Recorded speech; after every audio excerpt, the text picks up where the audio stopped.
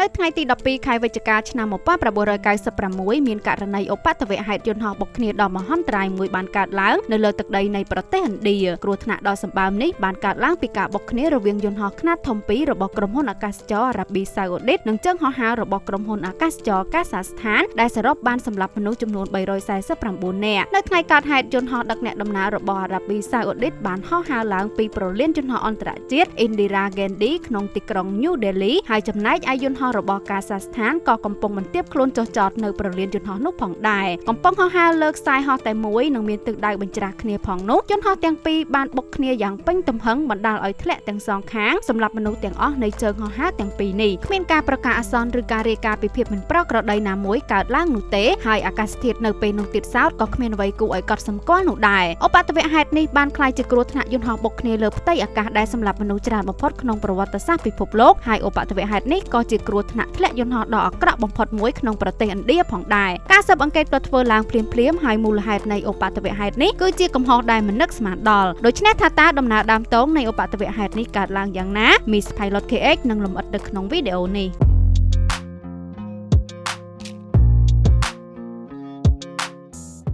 នៅល្ងាចថ្ងៃទី12ខែវិច្ឆិកាទសវត្សរ៍ឆ្នាំ1996នាប្រលានយន្តហោះ Indira Gandhi នៅក្នុងទីក្រុង New Delhi របស់ឥណ្ឌាជើងហោះហើររបស់អារ៉ាប៊ីសាអូឌីតកំពុងត្រៀមខ្លួនហោះហើរដឹកអ្នកដំណើរចេញពីប្រទេសនេះធ្វើដំណើរទៅទីក្រុង Dharan ដែលជាទីក្រុងភាគខាងកើតរបស់អារ៉ាប៊ីសាអូឌីតជើងហោះហើរនេះគឺអារ៉ាប៊ីសាអូឌីតលេខ763ដែលប្រតិបត្តិការដោយយន្តហោះ Boeing 747ហើយថ្ងៃនេះមានផ្ទុកអ្នកដំណើរចំនួន249នាក់អ្នកបម្រើការ20នាក់និងក្រុម Pilot ចំនួន3នាក់កាពីតាន Khalid Al-Subaili និង First Officer Nasser Khan គឺជាអ្នកដឹកនាំការហោះហើរនេះរួមនឹង Flight Engineer ម្នាក់នៅផ្នែកខាងក្រោយជើងហោះហើរនេះត្រូវ schedule ហោះចេញនៅម៉ោង 6:30 នាទីហើយក្រុងនឹងទៅដល់គោលដៅនៅប្រហែល 4:30 នាទីទៀតអ្នកដំណើរភាគច្រើនគឺជាជនជាតិឥណ្ឌាដែលសុទ្ធសឹងតែត្រឡប់ទៅធ្វើការវិញនៅទឹកដីអារ៉ាប៊ីសាអូឌីតបន្ទាប់ពីអ្វីៗបានរៀបរយអស់ហើយនៅម៉ោង 6:32 នាទីល្ងាចយន្តហោះក៏ទទួលបានការអនុញ្ញាតឲ្យហោះហើរចេញនៅខណៈពេលជាមួយគ្នានេះជើងហោះហើរដឹកអ្នកដំណើរផ្សេងមួយទៀតរបស់ក្រុមហ៊ុនអាកាសចរកាសាស្ថានក៏បានមកដល់ដែនអាកាសប្រទេសឥណ្ឌាហើយក៏កំពុងបន្ទាបកម្ពស់ដើម្បីត្រៀមខ្លួនចុះចតក្នុងទីក្រុង New Delhi ផងដែរជើងហោះហើរនោះគឺកាសាស្ថានលេខ1907ដែលមានផ្ទុកមនុស្សសរុបចំនួន37នាក់ហើយបានហោះហើរជាច្រើនម៉ោងរួចមកហើយពីប្រលានយន្តហោះ Chimkhan ភាគខាងត្បូងរបស់កាសាស្ថានជើងយន្តហោះនេះបានប្រើប្រាស់យន្តហោះរបស់សូវៀតប្រភេទ Ilyushin 76ដែលគ្រប់គ្រងការហោះហើរដោយកាពីតាន Alexander Chapanov និង First Officer Ima Sakiro ហើយនៅខាងក្រោយគឺអ្នកឆ្លើយឆ្លងវិទ្យុតាក់ទងឬ Radio Operator ឈ្មោះថា Igorep ងាកមកយន្តហោះអារ៉ាប៊ីសាអូឌីតឯនេះវិញបន្ទាប់ពីហោះឡើងបានតែ4នាទីជើងហោះហើរនេះបានហោះឡើងដល់កម្ពស់ 14000 ហ្វីតហើយក្រុម Pilot ក៏បន្តស្នើសុំហោះឡើងទៅលើទៀត VK Data ដែលជាអ្នកគ្រប់គ្រងដែនអាកាសនាពេលនោះបានឲ្យយន្តហោះនោះបន្តហោះនៅកម្ពស់ដដែលដោយសារតែមានយន្តហោះរបស់កាសាស្ថានលេខ1907កំពុងហោះនៅពីខាងលើក្នុងទិសដៅបញ្ច្រាស់គ្នាលើខ្សែហោះតែមួយនៅចំណុចនេះក៏គួរបញ្ជាក់ផងដែរថាប្រលានយន្តហោះ Indira Gandhi ពេលនោះមានផ្លូវចុះចតនិងហោះឡើងចំនួន4ខ្សែផ្សេងគ្នាដែលអាចមានសមត្ថភាពទទួលយន្តហោះមកពីគ្រប់ទិសទាំងអស់ប៉ុន្តែដោយឡែកសម្រាប់យន្តហោះពាណិជ្ជកម្មប្រលានយន្តហោះនេះបានបើកទទួលតែមួយខ្សែប៉ុណ្ណោះដោយ3ខ្សែទៀតត្រូវប្រើប្រាស់ដោយខាងយោធាឥណ្ឌាការកំណត់បែបនេះហើយបានធ្វើឲ្យយន្តហោះដឹកអ្នកដំណើរទាំងអស់ត្រូវហោះចុះនិងឡើងនៅលើខ្សែហោះតែមួយដើម្បីចេញចូលទីក្រុង New Delhi ចំណែករ៉ាដារបស់អ្នកបញ្ជាដែនអាកាសទៀតសោតពេលនោះប្រលានយន្តហោះនេះមិនទាន់ធ្វើទំនើបកម្មរ៉ាដានៅឡើយទេពលគឺប្រលានយន្តហោះនេះនៅបន្តប្រើប្រាស់ប្រភេទ Primary Radar ដែលវាមានសមត្ថភាពត្រឹមចាប់សញ្ញាយន្តហោះប៉ុណ្ណោះចំណែកល្បឿនកម្ពស់និងទិន្នន័យផ្សេងៗទៀតអ្នកបញ្ជាដែនអាកាសគឺមិនអាចដឹងនោះឡើយងាកមកយន្តហោះកាសាស្ថានឯនេះវិញពេលនេះយន្តហោះនេះបានហោះកាន់តែជិតទីក្រុង New Delhi ហើយក្រុម Pilot នៃជើងហោះហើរនេះបានរាយការណ៍ថាបានទម្លាក់កម្ពស់ដល់ 15000 ហ្វីតនិងស្នើសុំចុះបន្តទៀត VK Data បានឲ្យជើងហោះហើរនេះបន្តហោះនៅកម្ពស់ 15000 ហ្វីតដដែលដោយរងចាំឲ្យយន្តហោះរបស់អារ៉ាប៊ីសាអូឌីតហោះផុតសិនទើបអនុញ្ញាតឲ្យយន្តហោះនេះបន្តបន្ទាបចុះទៀតអ្នកបញ្ជាដែនអាកាសក៏បានបញ្ជាក់ប្រាប់ក្រុម Pilot កាសាស្ថានផងដែរថាយន្តហោះរបស់អារ៉ាប៊ីសាអូឌីតកំពុងហោះនៅពីខាងក្រោមនៅកម្ពស់ 14000 ហ្វីតសូមរាយការណ៍បើបានឃើញហើយ Igorep ជាអ្នកឆ្លើយឆ្លងក៏ទទួលបានហើយថានឹងរាយការណ៍នៅពេលដែលបានឃើញអ្វីៗហាក់ដូចជាធម្មតាទៅតាមទម្លាប់ដូចសពមួយដងប៉ុន្តែរឿងដែលមិននឹកស្មានក៏បានកើតឡើងយន្តហោះរបស់អារ៉ាប៊ីសាអូឌីតលេខ763និងយន្តហោះរបស់កាសាស្ថាន1907ដែលគួរតែហោះនៅកម្ពស់ 1000 ហ្វីតពីគ្នាបែរជាបុកគ្នាពេញទំហឹង ងបែកផ្កាភ្លើងពេញផ្ទៃអាកាសតែម្ដងយន្តហោះទាំងពីរបានខូចខាតរៀងខ្លួនហើយក៏ធ្លាក់ក្នុងទិសដៅផ្សេងគ្នាមកដីទុះឆេះយ៉ាងសន្ធោសន្ធៅភ្លាមលើអេក្រង់រ៉ាដារបស់អ្នកបញ្ជាដែនអាកាស VK Data ក៏ស្រាប់តែបាត់ដានយន្តហោះទាំងពីរហើយទោះបីជាពួកគាត់ខំព្យាយាមតាក់ទងយ៉ាងណាក៏គ្មានចម្លើយតបតពីយន្តហោះទាំងពីរនោះឡើយនៅខណៈពេលជាមួយគ្នានេះដែរយន្តហោះដឹកទំនិញរបស់យោធាអាមេរិកដែលកំពុងហោះនៅតំបន់នោះបានរាយការណ៍ពីការផ្ទុះដ៏សម្បើមមួយនៅលើអាកាសនិងបានឃើញអណ្ដាតភ្លើងកំពុងឆេះនៅតំបន់ពីរផ្សេងគ្នានេះជាសុបិនអាក្រក់ក្នុងអាជីពជាអ្នកគ្រប់គ្រងដែនអាកាសមិនចង់ជួបនោះទេតែអ្វីៗបានកើតឡើងតែមួយប្រព្រឹត្តភ្នែកដែលមិននឹកស្មានដល់យន្តហោះរបស់អារ៉ាប៊ីសាអូឌីតនិងយន្តហោះរបស់កាហ្សាស្ថានបានបុកគ្នានៅលើផ្ទៃអាកាសតំបន់ឆាគីដាត្រីចម្ងាយប្រមាណតែ100គីឡូម៉ែត្រប៉ុណ្ណោះពីទីក្រុងញូដេលីព្រឹកព្រលឹមថ្ងៃទី13វិច្ឆិកាទើបគេអាចឃើញរូបភាពនៃសោកនាដកម្មនេះបានកាន់តែច្បាស់បំណែកកំទេចកំទីតូចធំបានធ្លាក់រប៉ាត់រប៉ាយពេញក្នុងតំបន់នោះហើយបំណែកធំនៃយន្តហោះទាំងពីរត្រូវបានគេរកឃើញនៅចម្ងាយ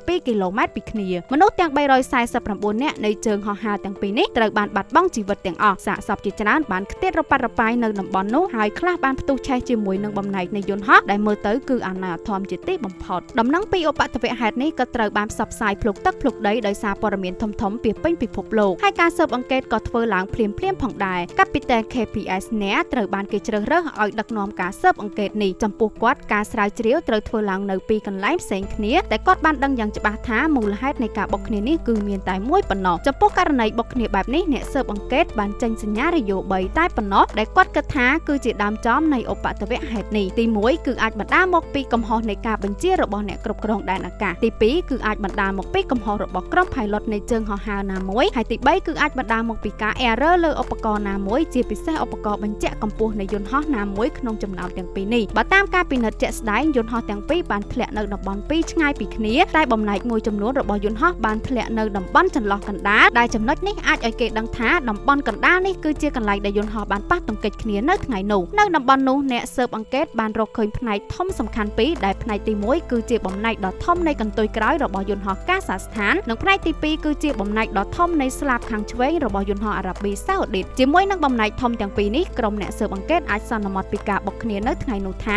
ជើងហោះហើររបស់កាហ្សាស្ថានបានហោះនៅពីក្រោមយន្តហោះរបស់អារ៉ាប៊ីសាអូឌីតហើយកន្ទុយក្រោយនៃយន្តហោះនេះបានបុកជាមួយស្លាបខាងឆ្វេងនៃយន្តហោះអារ៉ាប៊ីសាអូឌីតដែលធ្វើឲ្យយន្តហោះទាំងពីរលែងអាចគ្រប់គ្រងបានហើយធ្លាក់ពីលើអាកាសតែម្ដងអ្នកស៊ើបអង្កេតចង់ដឹងដំបូងថាតើយន្តហោះទាំងពីរត្រូវអ្នកបញ្ជាដែនអាកាសអនុញ្ញាតឲ្យហោះនៅកម្ពស់បែបណាហើយអាចទេដែលអ្នកបញ្ជាដែនអាកាសជាអ្នកបង្កើតកំហុសដ៏ធំនេះអ្នកស្រាវជ្រាវបានទៅដល់កន្លែងបញ្ជាដែនអាកាសនិងបានជួបជាមួយ VK Data ដែលជាអ្នកបញ្ជាដែនអាកាសនេះពេលនោះបើតាមការឆ្លើយរបស់ VK Data ជាទូទៅគាត់ត្រូវគ្រប់គ្រងដែនអាកាសក្នុងរង្វង់110គីឡូម៉ែត្រជុំវិញទីក្រុងញូដេលីហើយនៅខណៈពេលនោះគាត់ត្រូវបញ្ជាយន្តហោះចំនួន5គ្រឿងក្នុងពេលតែមួយក្នុងចំណោមនោះគឺជើងហោះហើររបស់អារ៉ាប៊ីសាអូឌីត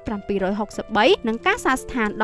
1907ដែលកំពុងហោះចេញនិងចូលប្រលានយន្តហោះ Indira Gandhi លើខ្សែហោះតែមួយគាត់បានបន្ថែមថាគាត់បានឲ្យជើងហោះហើរទាំងពីរហោះនៅរយៈកម្ពស់1000 ហ្វីតឬប្រមាណ300ម៉ែត្រពីគ្នាតែមិនដឹងថាមកពីមូលហេតុអ្វីយន្តហោះទាំងពីរបែរជាបុកគ្នាបែបនេះបន្ទាប់ពីស្ដាប់ការពន្យល់របស់ VK Data រួមនឹងការស្ដាប់សម្លេងនៃការបញ្ជាជាក់ស្ដែងនៅថ្ងៃនោះអ្នកស៊ើបអង្កេតបានរកឃើញថាត្បិតថាយន្តហោះទាំងពីរត្រូវបានដាក់ឲ្យហោះលើខ្សែហោះតែមួយតែពួកវាត្រូវបានបញ្ជាយ៉ាងច្បាស់ឲ្យហោះហើរនៅកម្ពស់ខុសគ្នាយន្តហោះរបស់អារ៉ាប៊ីសាអូឌីតត្រូវបានអ្នកបញ្ជាដែនអាកាសឲ្យហោះនៅកម្ពស់14000 ហ្វីតនិងយន្តហោះរបស់កាហ្សាស្ថានតម្រូវឲ្យហោះនៅកម្ពស់15000 ហ្វីតដែលនេះគឺបានទុកគម្លាតឬភាសាបច្ចេកទេសហៅថា vertical separation ចំនួន1000 ហ្វីតទៅតាមស្តង់ដារសុវត្ថិភាពអាកាសចរពិភពលោកការរកឃើញនេះបានបញ្ជាក់យ៉ាងច្បាស់ថា VK Data មិនមានកំហុសណាមួយក្នុងការបញ្ជារបស់គាត់ឡើយហើយគាត់ក៏ត្រូវបានអនុញ្ញាតឲ្យចូលធ្វើការវិញជាធម្មតាបន្ទាប់ពីផ្អាកអស់រយៈពេល3ថ្ងៃចំពោះអ្នកស៊ើបអង្កេតអ្វីត្បិតតែអ្នកបញ្ជាដែនអាកាសបានបញ្ជាត្រឹមត្រូវពិតមែនប៉ុន្តែដោយសារតែរ៉ាដារបស់គាត់ជាប្រភេទ primary radar គាត់មិនអាចដឹងនោះទេថាយន្តហោះទាំងនោះពិតជាហោះហើរត្រឹមត្រូវតាមការបញ្ជារបស់គាត់ឬយ៉ាងណាហើយក្នុងករណីបុកគ្នាបែបនេះវាច្បាស់ណាស់ថាប្រកាសជាមានយន្តហោះណាមួយបានហោះខុសពីការបញ្ជារបស់គាត់ទើបនាំឲ្យមានឧបទ្ទវហេតុបែបនេះដូច្នេះដើម្បីរកថាយន្តហោះណាមួយជាអ្នកបង្កសោកនាដកម្មនេះអ្នកស៊ើបអង្កេតចាប់ផ្ដើមវិភាគទៅលើប្រអប់ខ្មៅទាំង4នៃជើងហោះហើរទាំងពីរដោយសារតែយន្តហោះមួយជាផលិតផលរបស់រុស្ស៊ីនិងមួយគ្រឿងទៀតជារបស់សហរដ្ឋអាមេរិកហើយប្រើប្រាស់ដោយប្រទេសពីរផ្សេងទៀតដូច្នេះដើម្បីជៀសវាងការលំអៀងទៅម្ខាងប្រអប់ខ្មៅទាំងអស់ត្រូវបញ្ជូនទៅអង់គ្លេសដើម្បីវិភាគដោយអ្នកជំនាញរបស់អង់គ្លេស AAIB ដំបូងក្រុមបច្ចេកទេសបានវិភាគទៅលើប្រអប់ខ្មៅរបស់យន្តហោះអារ៉ាប៊ីសាអូឌីតហើយលទ្ធផលគឺទាំង FDR និង CVR បានបង្ហាញដូចគ្នាថាយន្តហោះនេះបានហោះហើរយ៉ាងត្រឹមត្រូវ នៅកម្ពស់ 14,000 ហ្វីតទៅតាមការបញ្ជារបស់អ្នកបញ្ជាដែនអាកាសការរកឃើញនេះហាក់ប្រាប់ឲ្យដឹងថាគ្មានភាពមិនប្រក្រតីណាមួយបានកើតឡើងលើជើងហោះហើរនេះឡើយជាបន្ទាប់អ្នកបច្ចេកទេសក៏ចាប់ផ្ដើមវិភាគទៅលើប្រអប់ខ្មៅរបស់ជើងហោះហើរកាសាស្ថានហើយអ្វីដែលគេរកឃើញគឺជារឿងដែលមិនគួរឲ្យជឿបើតាមរយៈសម្លេងក្នុងបន្ទប់បញ្ជាពីប្រអប់ខ្មៅទី1 CVR គេបានឮថាយន្តហោះនេះត្រូវបានបញ្ជាឲ្យហោះនៅកម្ពស់ 15,000 ហ្វីតហើយក្រុម pilot ក៏ទទួលយកព្រមផងដែរប៉ុន្តែនៅពេលដែលគេពិនិត្យទៅលើប្រអប់ខ្មៅទី2 FDR គេរកឃើញថាយន្តហោះមិនបានហោះនៅកម្ពស់ 15,000 ហ្វីតនោះទេតែយន្តហោះនេះបែរជាបន្តបន្ទាបចុះរហូតដល់ 14,000 ហ្វីតដែលជាកម្ពស់របស់យន្តហោះអារ៉ាប៊ីសាអូឌីតទៅវិញនេះជាការរកឃើញដ៏ភ្ញាក់ផ្អើលមួយដែលអ្នកស៊ើបអង្កេតហាក់មិនយល់ថាហេតុអ្វីបានជាពួកគេមិនស្ដាប់តាមការបញ្ជារបស់អ្នកគ្រប់គ្រងដែនអាកាសបែបនេះតើវាជាកំហុសរបស់ក្រុម pilot ឬមួយឧបករណ៍បញ្ជាក់កម្ពស់របស់យន្តហោះនេះមានបញ្ហាដែលទាំងអស់នេះវាគឺជាអ្វីដែលអ្នកស៊ើបអង្កេតចង់ដឹងបំផុតដើម្បីជីកឬជីកគោលនៅមូលហេតុដែលនាំឲ្យយន្តហោះនេះទម្លាក់កម្ពស់បែបនេះអ្នកស្រាវជ្រាវបានពិនិត្យទៅលើឧបករណ៍វាស់កម្ពស់នៅក្នុងបន្ទប់បញ្ជារបស់យន្តហោះនេះហើយរឿងចម្លែកក៏បានកើតឡើងឧបករណ៍បង្ហាញកម្ពស់ទាំងពីរបែរជាបង្ហាញកម្ពស់ខុសគ្នាដែលនេះបានធ្វើឲ្យអ្នកស៊ើបអង្កេតសង្ស័យថា pilot ដែលបញ្ជាយន្តហោះនេះបានទម្លាក់កម្ពស់ដោយសារតែឧបករណ៍វាស់កម្ពស់របស់គាត់មានបញ្ហាធ្វើឲ្យយន្តហោះទម្លាក់កម្ពស់ទាបជាងការកំណត់ប៉ុន្តែចំពោះអ្នកស៊ើបអង្កេតត្បិតថាឧបករណ៍ទាំងពីរហាក់បានវាស់កម្ពស់ខុសគ្នាពិតមែនតែមូលហេតុក៏អាចបណ្ដាលមកពីការប៉ះទង្គិចគ្នានិងផ្ទុះធ្លាក់នៅថ្ងៃនោះផងដែរដូច្នេះដើម្បីសិក្សា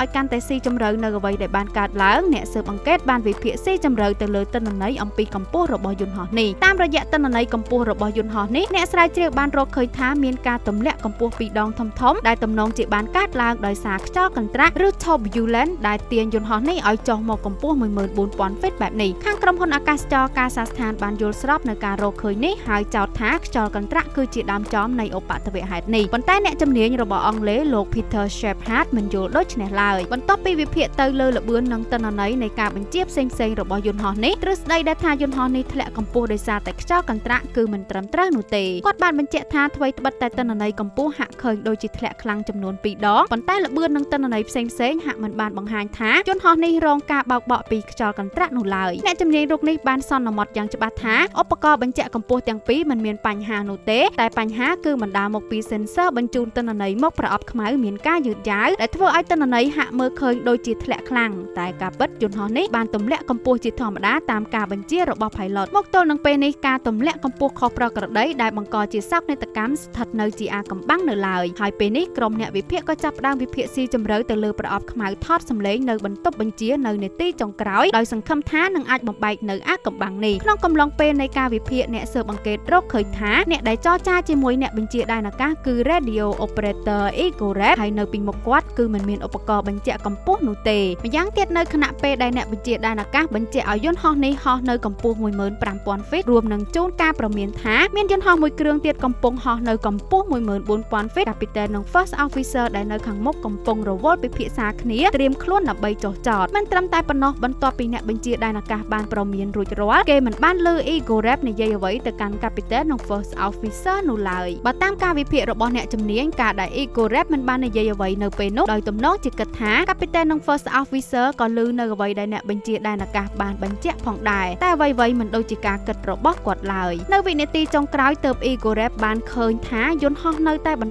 តទម្លាក់កម្ពស់ទៀតក៏ស្រែកឲ្យ Captain ទាញយន្តហោះឡើងទៅលើវិញតែអ្វីៗបានយឺតពេលអស់ទៅហើយពេលនេះអ្នកស៊ើបអង្កេតអាចយល់ពីស្ថានភាពក្នុងបន្ទប់បញ្ជារបស់យន្តហោះកាសាស្ថាននៅពេលនោះថាដោយសារតែការធ្វេសប្រហែសនឹងការប្រើប្រាស់ភាសាអង់គ្លេសនៅមានកម្រិតបាននាំឲ្យយន្តហោះដែលគួរតែហោះនៅកម្ពស់ 15,000 ហ្វីតបន្តទម្លាក់កម្ពស់មក 14,000 ហ្វីតដែលជាកម្ពស់របស់យន្តហោះអារ៉ាប៊ីសាអូឌីតបណ្ដាលឲ្យយន្តហោះទាំងពីរបុកគ្នាកណ្ដាលអាកាសបង្កើតបានជាសោកនាដកម្មដ៏អាក្រក់បែបនេះបន្ទាប់ពីបើកការស៊ើបអង្កេតអស់ជាច្រើនខែទីបំផុតក្រុមអ្នកស៊ើបអង្កេតបានបង្ហាញរបាយការណ៍ចុងក្រោយនៃការស៊ើបអង្កេតដោយបញ្ជាក់ថាមូលហេតុដែលនាំឲ្យយន្តហោះទាំងពីរបុកគ្នាគឺជាកំហុសរបស់ក្រុម pilot នៃជើងហោះហើរកាសាស្ថានដែលមិនហោះហើរទៅតាមការបញ្ជារបស់អ្នកគ្រប់គ្រងដែនអាកាសរបាយការណ៍ចុងក្រោយត្រូវបានតម្រូវឲ្យមានការផ្លាស់ប្ដូរជាច្រើនក្នុងប្រតិបត្តិការហោះហើរប្រចាំថ្ងៃរបស់ក្រុមហ៊ុននេះហើយជាពិសេសគឺផ្ដោតទៅលើ pilot តែម្ដងតាមរយៈរបាយការណ៍នេះក៏តម្រូវឲ្យមានការផ្លាស់ប្ដូរធំៗមួយចំនួនសម្រាប់ការហោះហើរក្នុងប្រទេសឥណ្ឌាក៏ដូចជាប្រលានយន្តហោះ Indira Gandhi ផងដែររដ្ឋាភិបាលឥណ្ឌាបានសម្រេចថាទី1អនុញ្ញាតឲ្យប្រលានយន្តហោះ Indira Gandhi បន្ថែមខ្សែហោះមួយទៀតសម្រាប់យន្តហោះពាណិជ្ជកម្មទាំងអស់ដោយខ្សែទី1សម្រាប់ការហោះចេញឬ outbound និងមួយខ្សែទៀតគឺសម្រាប់ការហោះចូលឬ inbound ដែលនឹងផ្ដល់នូវភាពងាយស្រួលនិងសុវត្ថិភាពខ្ពស់ទី2ដំឡើងប្រព័ន្ធរ៉ាដាទំនើបប្រភេទ secondary radar ដល់ប្រលានយន្តហោះ Indira Gandhi